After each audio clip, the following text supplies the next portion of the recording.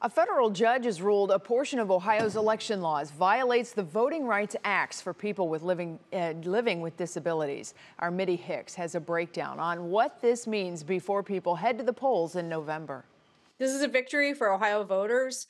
The group behind the lawsuit challenging Ohio's voting laws are calling Judge Bridget Brennan's recent ruling in federal court a win.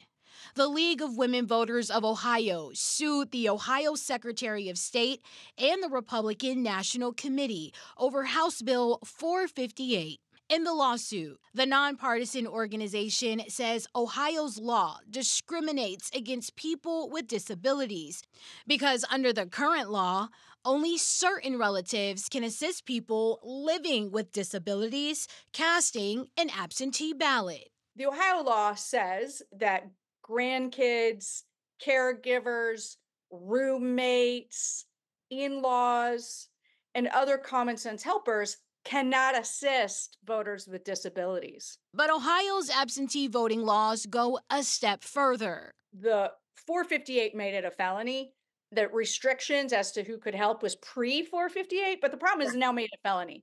Judge Brennan sided with the League of Women Voters of Ohio, stating Ohio's law violates Section 208 of the Voting Rights Act, which allows a disabled voter to select a person of their choice to assist them with voting. The judge says the state can't enforce assistant restrictions. So now, in Ohio, people living with disabilities can choose who they want to assist them at the ballot box. If they rely on a caregiver or a roommate or a grandkid, they can do that without the fear of a felony sentence.